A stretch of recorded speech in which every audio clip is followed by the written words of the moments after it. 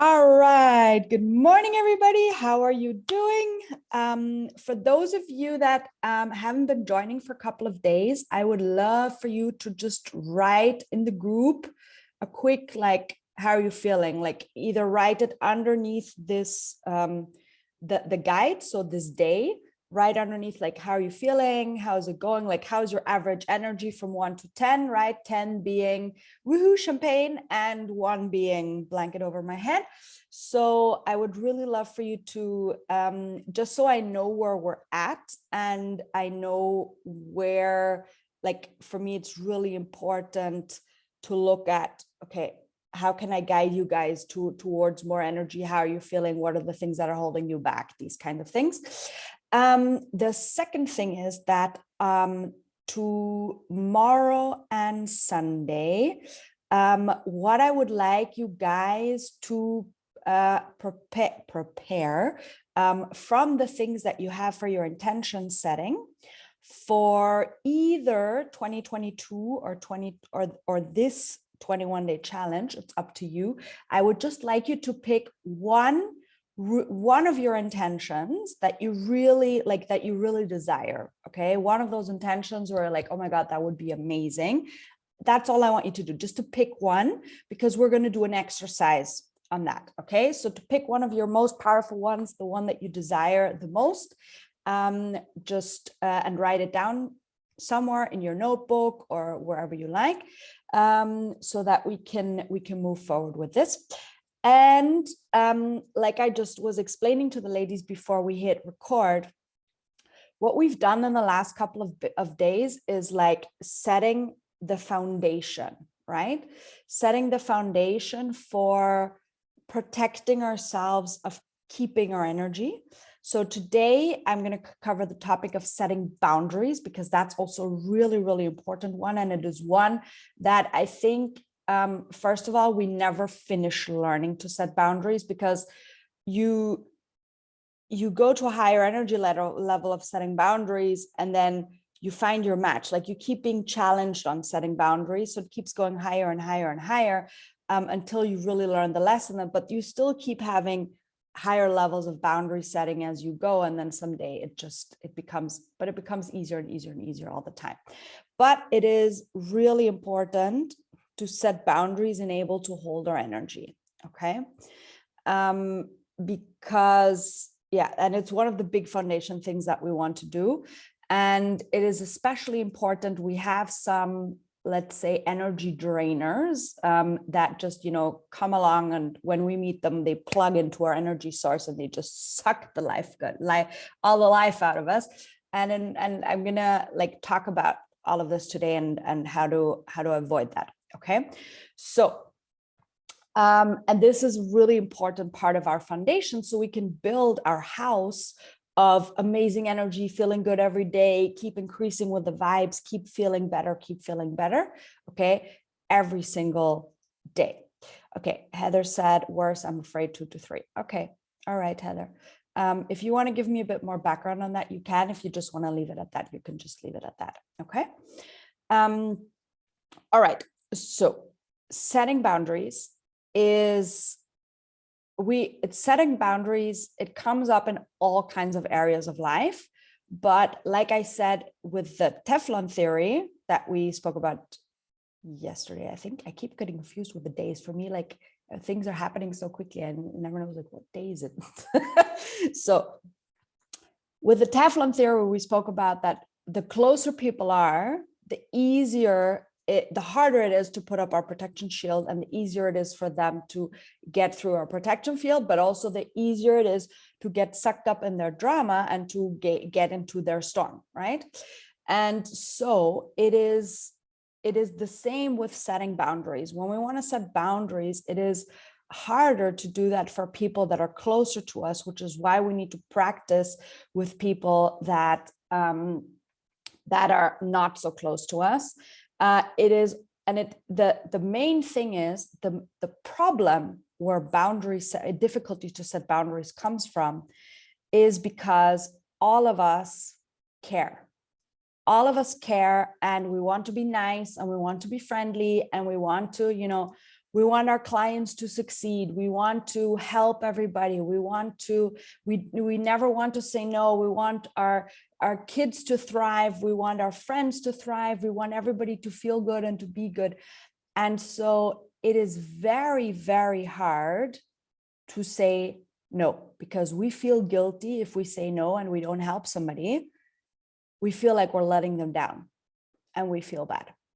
So that is the core essence and the core energy of why it is so hard for us to set boundaries and why it is harder for women than for men. Because for men, it is a lot easier to set boundaries. For men, it's a lot easier to say no. For men, it's a lot easier also to keep their energy in their own space, right? Like they're never as drained as we are. And that's the main reason, is because we care so much more. It's this mothering energy of giving, giving, giving. And by the way, mothering energy is not feminine energy, which can be very surprising. But in this context, I want to give this to you, that feminine energy is all about receiving. Mothering energy is all about giving. So that's masculine. Masculine is doing, giving. And also it is very controlling, which is also masculine. It's like, put that down, do this, do that, da da da da da da da. Very masculine energy. So I was very surprised when I heard that the first time, that actually mothering energy and like controlling energy is actually very masculine energy. So that's why it's important for us to balance so much more and to balance the energy between giving and receiving. But the giving and receiving doesn't have to come from the same source. And this is a rule that is true from the universe, that we may give to somebody, but that doesn't mean that necessarily this person has to give back to us, but the universe finds a way to give that back to us through another source. And that, like, these two concepts, when I learned those, it was completely eye-opening to me, because I was like, aha. So that's very interesting, because I need to be more aware of how I am receiving and being more aware of being open to receiving. That's one of the other big things of setting boundaries, and the big things of why our energy is drained is, on the one hand, we're giving, giving, giving, but when people want to give back to us, oftentimes we say no.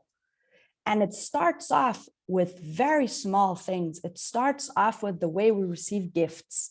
Like if somebody gives you a gift and the first thing you say is, oh, you shouldn't have. Oh, this was not necessary. Or if somebody gives you a compliment, like, oh, I love your dress. Oh, this old thing? Really? It was just 10 euros and I bought it at H&M. Right? So we really need to step up our game in terms of being careful how we let energy out, how we set up our boundaries, but also how to let energy in. And letting energy in and receiving all of the good things is, we need to open our doors better and really practice receiving, like receiving in a way where we're like, the next time somebody gives you a compliment on whatever it is, just like take it in and smile and like feel it and say thank you. Just really say thank you. And it's so easy to fall back into that trap of like, oh, no, this old thing. Or like recently I had it that a friend brought a gift over, and me, instead of saying, wow, thank you so much, I was like, oh my God, this was totally not necessary. And I was like, oh! I said it. I actually said it. So when it comes to receiving, we need to be much, much, much better receivers, much better receivers. And when we give out of pure heart, pure soul, and it is our conscious decision that we give. So this is very important. You need to be very aware that you're giving, and you do it from a full cup of energy. Like if your day is a 2 or 3 energy out of 10, like your vibe is very low, and then you continue giving, your cup is just going to be more empty, and it's going to be even harder to refill it. So you need to focus more on receiving in a way where it feels really good. And then you open up your doors to receiving, you fill your cup, and then you can go back to giving. But you need to be so aware of how full is my cup. You cannot continue giving if your cup is already empty. It's impossible.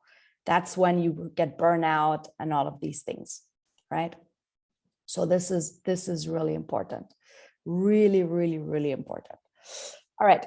So I'm going to tell you a story of one of my friends, because as I said, the closer people are, the harder it becomes to set boundaries. And what happened was that I have a friend who generally, she's not very much into personal development. And she is very much in her victim role. So Eckhart Tolle would say her pain body is very big. And she's very much in her victim role, and she loves drama, She creates a lot of drama around her. And in the past, I have energetically detached myself from her. So I distanced myself from her in terms of I don't have so much contact with her anymore. So that was one of the first things I realized, is when I realized that, wow, every time I talk to her, it's 90% about her, 10% if ever about me. And I raised the attention to this topic that I said, did you ever notice that every time we're on a phone conversation, we speak for an hour and it's 95% you talking, and then after like 45 minutes is the first time you actually ask me how I'm doing. And before it's just this happened, and then this happened, and then he did this, and then he did that. Right? So I said, did you ever notice that? And that was a very important shift in our friendship. And I mean, we've been friends forever. We've been friends since high school. So it's not like I don't cut people out of my life, but when they take a lot of energy, I'm very conscious of how I deal with them. So I keep my distance. I don't always take the phone. So when they call me, I don't always pick up. And I make sure that when I talk to them, I have a good energy day. Because if I'm on a 2 or a 3 and I have a conversation with that friend, my cup is going to be 0, -5 within seconds. So that's why I pick a day where my energy is already really high vibe, because then if I'm on an 8 and I speak to her, my energy doesn't drop to a 6. But because my energy is so high, I can stay on an 8 because I'm like, okay, whatever she says, it doesn't really touch me. But if I'm already on a 2, it drains you so much more because you have no energy left to give. So what happened with her is that she was out of a job for a couple of months, and then she applied to a new job in marketing. And so since my background is marketing and corporate, she called me and she said, can you help me? And I said, okay, sure, I'll help you. And she said, I need some tips for this interview. I need some creative ideas, what I can suggest to them for marketing purposes. And so I said, okay, no problem. And we brainstormed for like 20 minutes, half an hour. And she got some really good ideas, and she went into that interview the next day. She nailed it. She came out the next day and she called me and she said, yeah, now I'm in the next round. And can you help me with the next round? Because now there is, I can't remember exactly what it was, but there was something else coming up in the interview process that she needed support with. And then already I started feeling a little bit like, okay, I'm not sure I want to do this.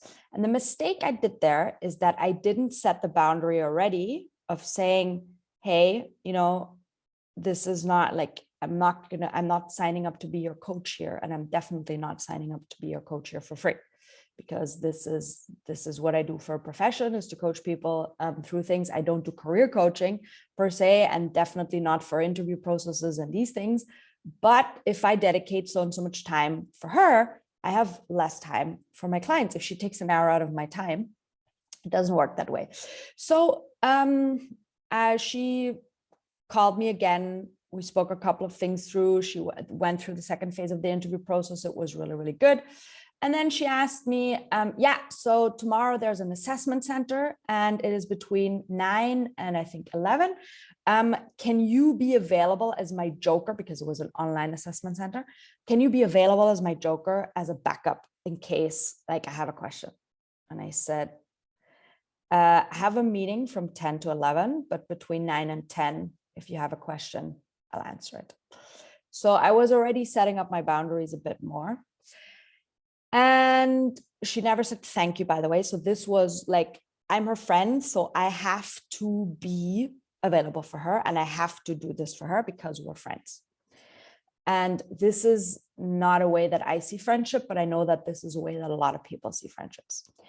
And at the end of the day, it ended up with her calling me on, like really terror calling me on a Friday afternoon. I was doing a full day workshop with one of my clients, and she called me and then she sent me a voice and was like, yeah, you have to pick up and you have to help me now because I have now 2 job offers and I don't know which one to take and da da da da da da da da da da da. And there was like my point where I was like, okay, enough is enough. And I sent her back a voice message in a very loving and kind way. And I said, listen, you've got this. You need to follow your gut feeling. You need to make this decision on your own. I supported you now along the way in order to get that 1 job offer. I'm proud of you. You're amazing. You've got this. Like you have to make this decision. I cannot help you with this. And then she didn't speak to me for 3 months because she was so upset that I didn't help her.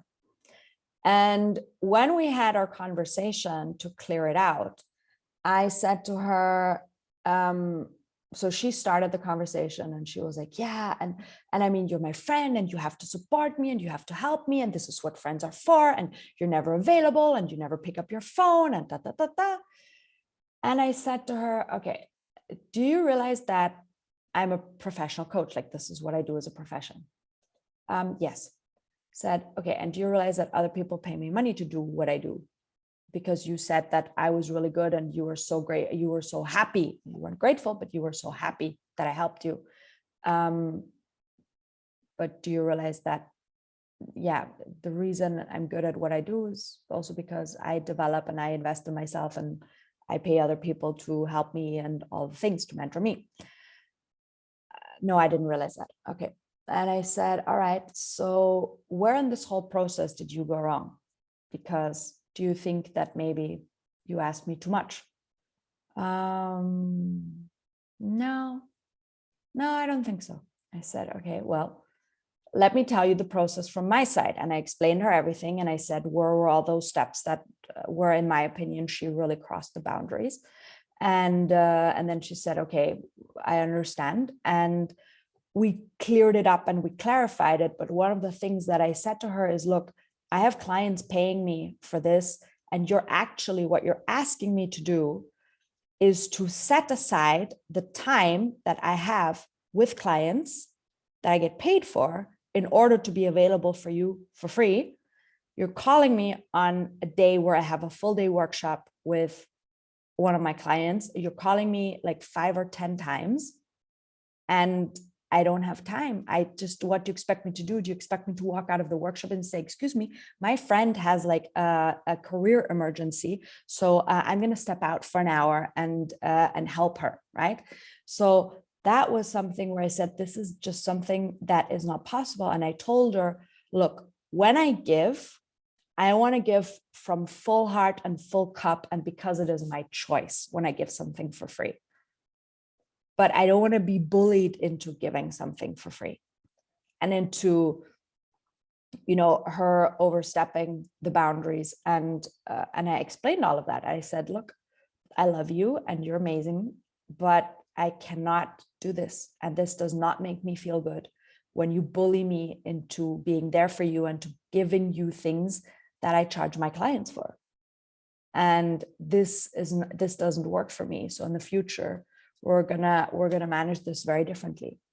So that is how I shifted this entire conversation and how now she really respects my boundaries, but still, because of her overall energy frequency not being very high, I still don't have a lot of contact with her, because when I talk to her, it still drains me. Like I said, when I'm on an 8, it doesn't scratch me so much, but I'm still like, after I'm like, okay, this was a lot, right? A lot to do, a lot to process because of the energy she's in.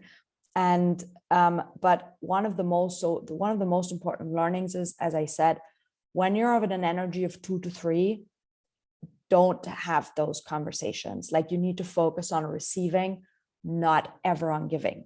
When your energy is higher, you can give, but you need to be very aware who you give to and why. And you need to make sure that there is a reciprocity, right? So things need to come back, not necessarily by the same, in some way also by the same person if it's a friend. But when you give out of full energy and out of a full cup, and because you choose to, not because somebody demands it, not because somebody like bullies you into giving, that is not a good energy and not a good place. And then you need to have a conversation with those people and say, look, this is not something that is okay. Now, in terms of how you do that with boundary setting, is really it's all about energy as well, because I am now in a place where, because my energy is so high and because my boundary energy is so high, people don't overstep my boundaries as much. And when they do, it is always because I did a mistake somewhere in the process. Boundary setting, when people overstep your boundaries, it's because you let them and you did a mistake somewhere in the process. Looking back at this story, what I told you about my friend, I should have said no much earlier. I should have clarified much earlier. Like the first instance, like after the first call or during the first call, I should have already clarified and say, look, you do realize that I have, and say it in a very loving way, right? You do realize that I have clients paying me for this, right? And you do realize that, like, this is not something like, I'm super happy I could now brainstorm with you for half an hour for this specific marketing position, and I'm happy to do that. But if I'm going to support you on this, then it has to be on my terms, and it has to be when I have time, and it has to be in a way that feels good for me. So if you need more support, I'm going to think on that, and I'm going to think of how to deliver that. Now, what I've done, for example, in the past is with very close friends, when they needed like favors, as in a couple of like an hour or two or something, what I did, like, I'm speaking really close friends, like high school friends, or even sometimes family, because I'm not a friend of giving things for free.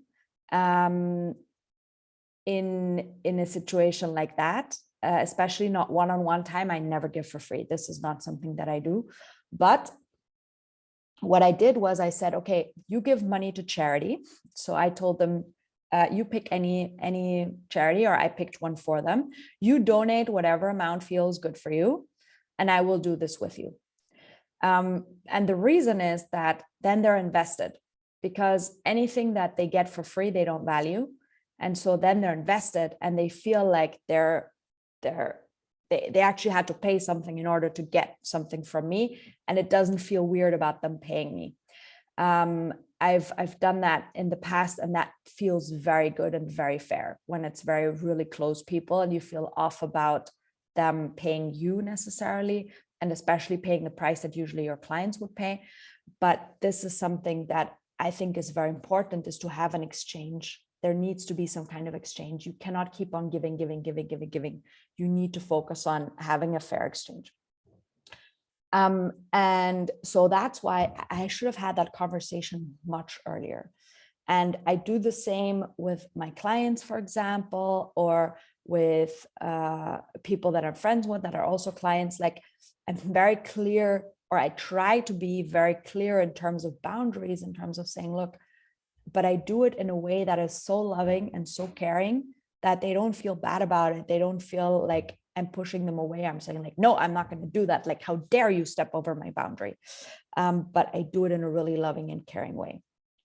But the thing is also that your energy and the way you carry and hold yourself is so important when it comes to setting boundaries, because if your energy is like this, where you can, sorry, I'm just going to put the computer. So when you're like shoulders back, breast out, and you can really hold this energy and really have like this, like you're in a glass bubble, you know, as if like glass container comes out over you like this. And it's like a space that nobody can enter. And if you just imagine that, so I'd like you guys to close your eyes for just a second. Really close your eyes and feel like you have a glass container coming up. Like if you just let your hands fall to the side very easily next to your body, like 10, 15 centimeters away from your body. And then on the side of your hands, there's like a glass cupola coming out next to your hands, and it closes above your head. So it's like a glass cupola that surrounds you, and it's all positive energy in there. So it's like you've got some flowers that come out and spray like any color energy. So just spray some energy, just any color. It can be gold or blue or glitter or whatever you want. And this is like your sacred energy space that just belongs to you and nobody else can enter there. And this is like always your energy space. Okay, so I want you to really feel that for a couple of seconds. All right, and open back your eyes. So when you're in that bubble, it's really easy to just like keep your boundaries strong and keep your energy strong, right? So that when people try to ask you for things, it's easier to say, does that feel good? Yes or no? Did they enter my bubble? Yes or no? I practice this a lot with people with the horses. Is one of the main things I do with women, and it comes up in almost every coaching session that I do. Is setting boundaries, is like setting boundaries energetically, where the horse or the person feels, hey, you cannot enter in my space. You cannot enter, like this is a boundary you cannot cross. And it makes it so much easier, because then you've got that boundary space where people cannot come in. And it feels like a magical world where people just respect you a lot more. People don't step all over you. You've got more energy available for yourself. You can choose then, you can actively choose, okay, I'm going to give you energy. I'm going to give you energy. I'm going to give you energy. But this person, I'm not going to give energy, right? Like they cannot step into my space, but you always give out of a full place. Okay. All right. Do we have any questions?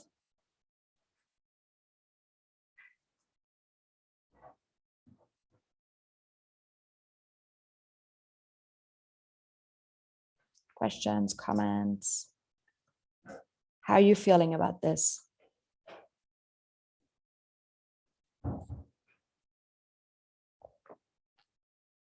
Or did you fall asleep in the visualization and are enjoying yourself so much in your little glass cup cupola?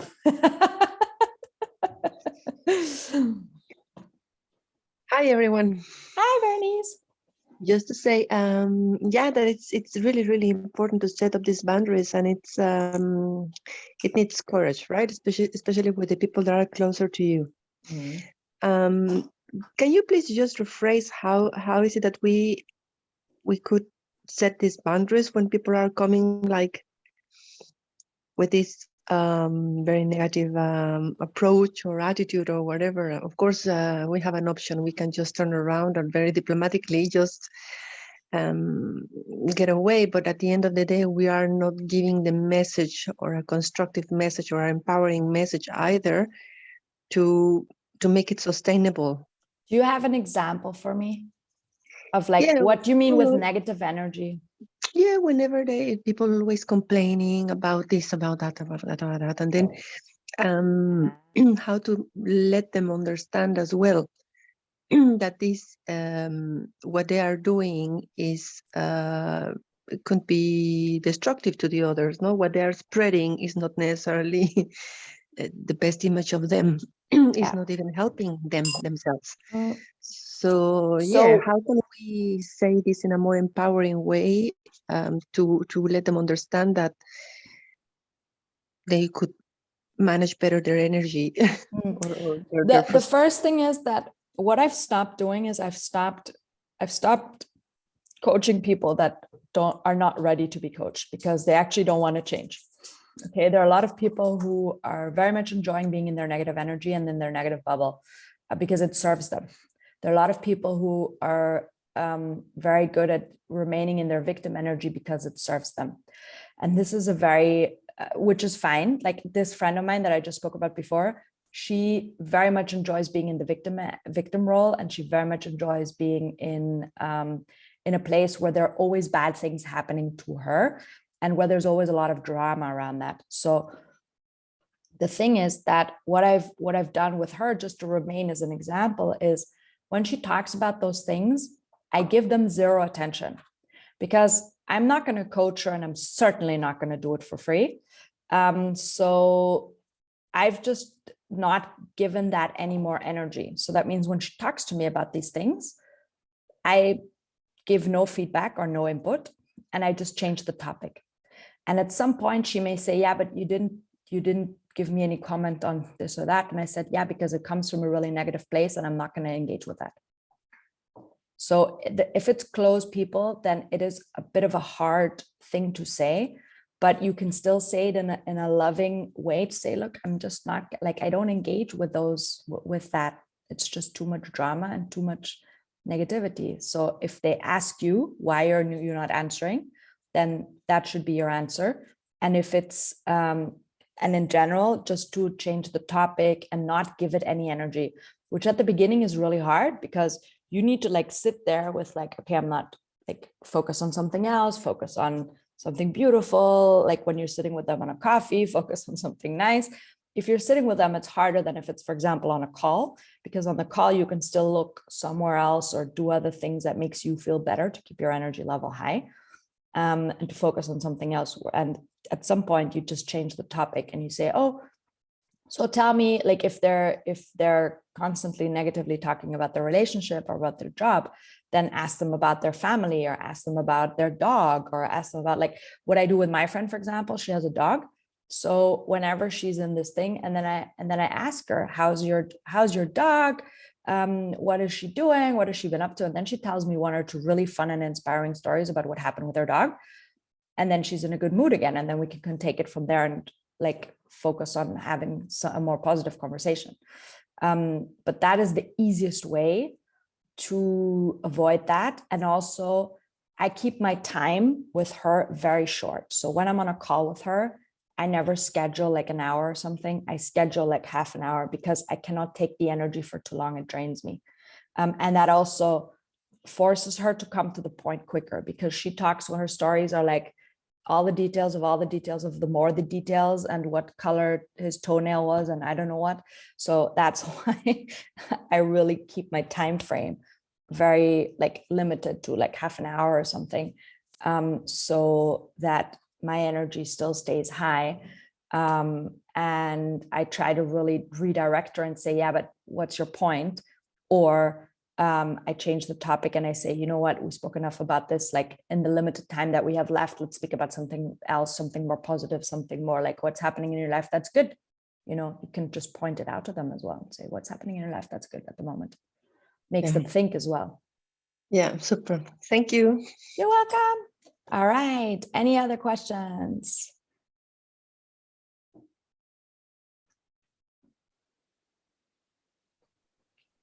I don't have a question, Yes. but I have a comment, and that is, well, the fact of that you set boundaries for other people, but I think it's also important to be aware that sometimes you need to set boundaries for yourself. You know, with maybe taking up other people's time too much, or you know, not being focused in meetings or rambling on.